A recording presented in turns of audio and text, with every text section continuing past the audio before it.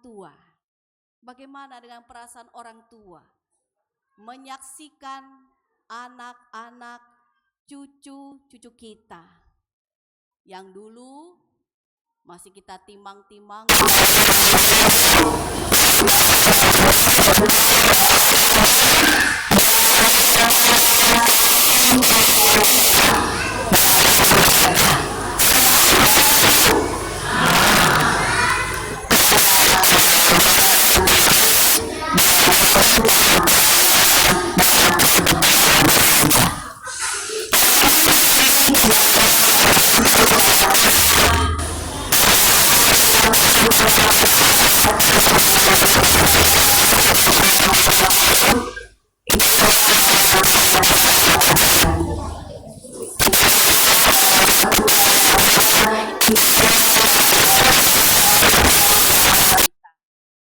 memberikan kepada kita pengertian supaya kita hidup bukan mau diri kita sendiri, tapi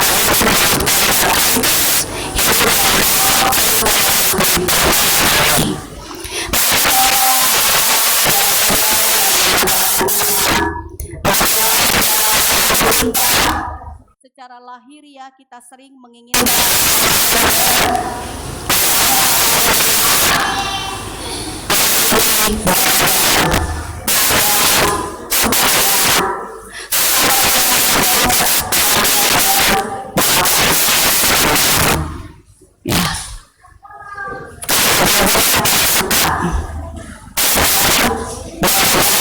sepatu baru. Ya enggak ibu-ibu? Nah, kalau bisa tiap minggu mau ke gereja baru terus. Ya. Kalau Bapak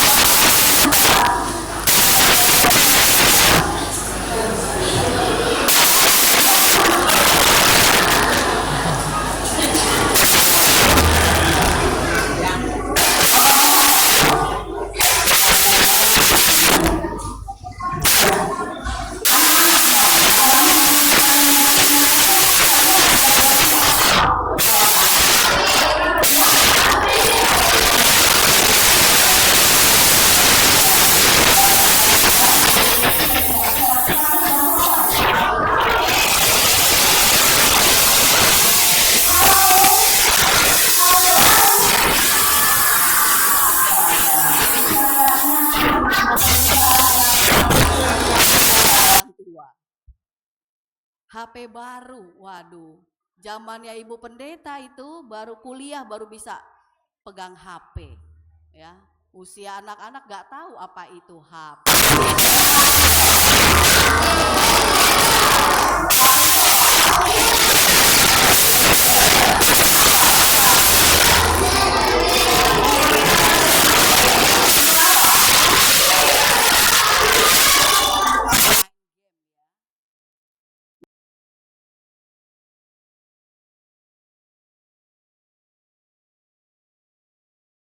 Karena sesuatu yang baru itu sebenarnya adalah yang menarik, ya. Yang tadinya yang lama, wah sudah usang, sudah rusak, tidak enak dilihat, sudah bosen. Nah sekarang dapat sesuatu yang baru. Tiap tahun kita selalu mendapatkan barang baru. Kalau anak-anak tiap tahun suka dapat barang-barang yang baru nggak dari mama papa? Apa biasanya? Baju baru, tas baru, mau sekolah dapat tas baru, tempat misi yang baru, ada yang jawab begini ya. Masing-masing dengan kategori usianya memiliki jawabannya. Nah ibu-ibu, bapak-bapak, anak-anak, saudara-saudara yang dikasihi Tuhan. Pertanyaan bagi kita sekalian adalah, apakah hal-hal baru yang sifatnya lahiriah adalah hal yang utama yang harus kita kejar dalam hidup ini? Punya barang baru, tas, sepatu, kendaraan, rumah baru, atau penampilan baru, dan hal-hal lainnya yang sifatnya lahiriah. Apakah itu yang dapat menjamin kehidupan kita? Sehingga kita akan selalu berbahagia dan dekat dengan Tuhan. Di dalam pembacaan kita pada saat ini, dengan tema renungan dari Sabda Gunadarma, kehidupan yang diperbaharui, mau mengarahkan hati, pikiran, dan seluruh hidup kita untuk kita mengejar kehidupan yang baru yang telah diperbuat oleh Allah dengan memproses kehidupan kita menjadi orang-orang yang mengenal Tuhan Yesus. Tidak hidup di dalam kedagingan, tidak hidup di dalam hawa nafsu, tidak hidup di dalam perilaku, pikiran, dan perasaan yang hanya mementingkan diri sendiri demi kepuasan sendiri, tapi untuk kepentingan bersama dan untuk kemuliaan Tuhan. Nah, ibu-ibu, bapak-bapak, anak-anak, saudara-saudara yang dikasihi Tuhan, kehidupan yang diperbaharui sebagaimana tema pada hari ini berarti adalah orang yang percaya kepada Tuhan Yesus telah menerima keselamatan.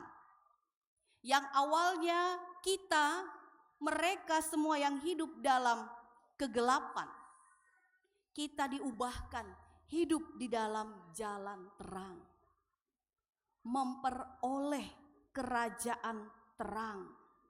Yang tadinya kita berdosa dan kita akan mati binasa karena kutuk dosa, kemudian diubahkan oleh Tuhan Yesus menjadi orang-orang kudus yang dihimpunkan dalam persekutuan dengannya untuk melakukan perbuatan-perbuatan kudus. Nah, anak-anak yang dikasihi Tuhan, tadi bacaan Alkitab dari mana? Bacaan Alkitabnya dari mana tadi? Dari mana? Dari Efesus. Efesus itu kota di mana ya?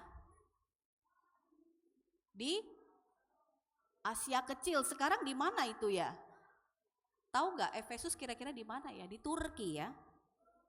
Siapa yang sudah pernah ke Turki? Angkat tangan yang tinggi, ayo. Oh, ada sudah. Nah, itu tandanya respon yang positif. Perkara pergi atau tidak belakangan, yang penting tunjuk tangan seperti Ibu Pendeta tunjuk tangan.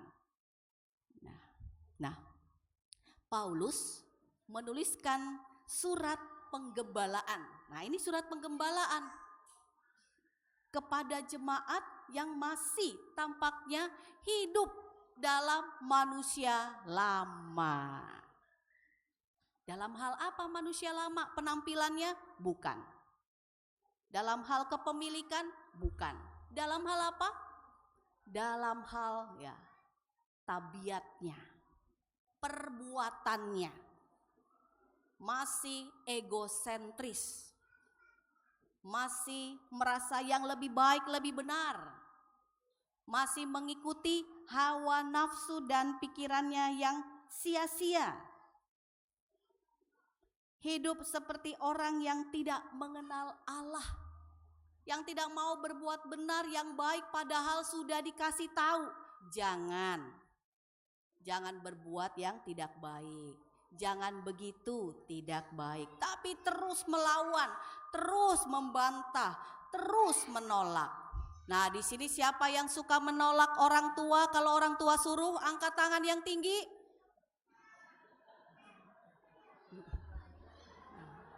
Siapa? Wah. Siapa yang suka membantah orang tua? Angkat yang tinggi. Wah, rupanya banyak yang masih manusia lama ya. Mau jadi manusia baru enggak anak-anak? Hah? Mau jadi manusia baru enggak? Nah, siapa yang kau dibilang jangan main game terus, tapi main game terus? Main HP terus? Siapa yang kalau disuruh belajar menolak, males, nanti sebentar, iya? Siapa? Siapa yang masih susah disuruh mandi, masih disuruh-suruh terus? Suruh makan juga masih disuapin.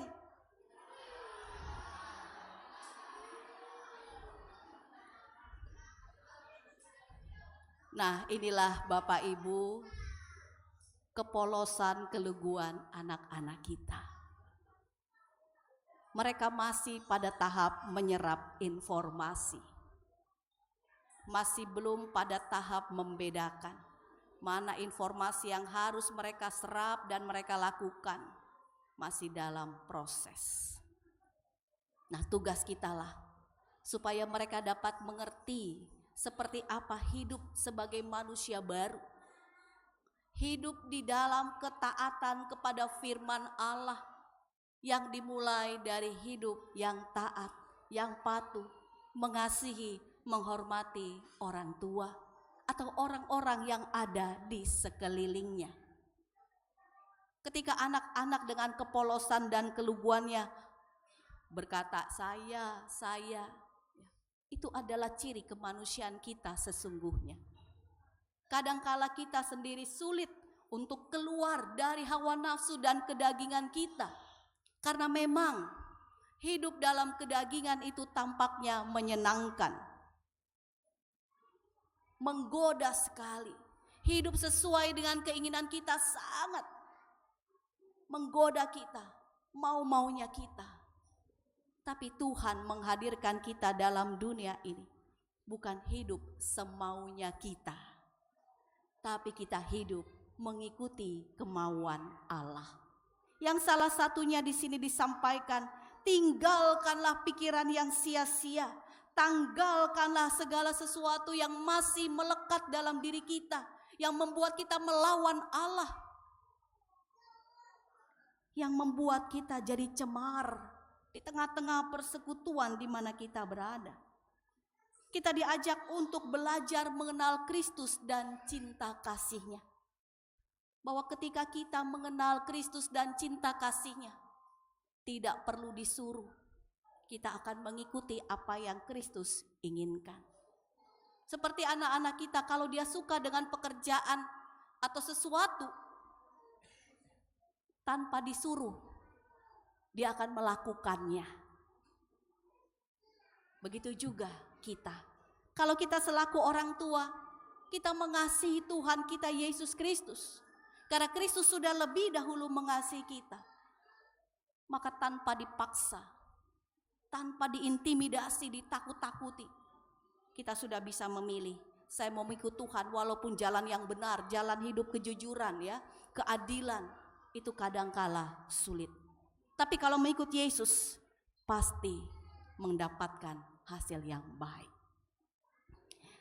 Saudara-saudara yang dikasihi Tuhan, Paulus menyatakan bahwa kehidupan manusia lama adalah hidup di dalam dosa. Dan kita diingatkan, kita bukan orang-orang yang masih hidup di dalam dosa. Kristus telah mati di atas kayu salib untuk menebus kita dan mengaruniakan hidup yang baru. Kristus menjadi teladan bagaimana penderitaan untuk mematikan daging adalah sesuatu yang tidak mustahil, sesuatu yang kita pandang tidak mungkin kita lakukan. Bisa kalau kita hidup dalam firman-Nya. Kita selalu dikuasai oleh Roh Kudus, mulai dari pikiran, hati, dan tutur kata serta perilaku kita. Jadi Bapak Ibu, firman Tuhan ini bukan saja berlaku buat anak-anak kita yang sedang dalam proses perkembangan psikologi mereka untuk menjadi pribadi yang berkarakter Kristus. Tapi itu juga harus dimulai dari diri kita sebagai orang tua yang tahu membedakan manakah kehendak Allah yang baik, yang kudus, yang sempurna. Lalu kita terapkan dalam kehidupan keluarga berumah tangga. Sehingga anak-anak kita tahu menjadi karakter seperti Kristus, hidup di dalam kasih, hidup bersama-sama memuji memuliakan Tuhan, meninggalkan keegoan, egosentris, meninggalkan sesuatu yang buruk. Di dalam Tuhan Yesus dan kuasa Roh Kudus, kita mampu menjadi orang-orang yang baru. Untuk apa kita memiliki penampilan baru, tetapi hidup kita masih hidup yang lama? sia-sia semuanya. Kristus mengajak kita untuk menjadi orang-orang yang setia mengikut Dia, yaitu kita mulai dari menanggalkan seluruh hawa nafsu kita, kedagingan kita, segala yang jahat, pikiran-pikiran yang tidak baik, menuju kepada sesuatu perbuatan yang baik, yang memuliakan Tuhan. Bapak Ibu tadi mendengar kesaksian pujian anak-anak ya. Judul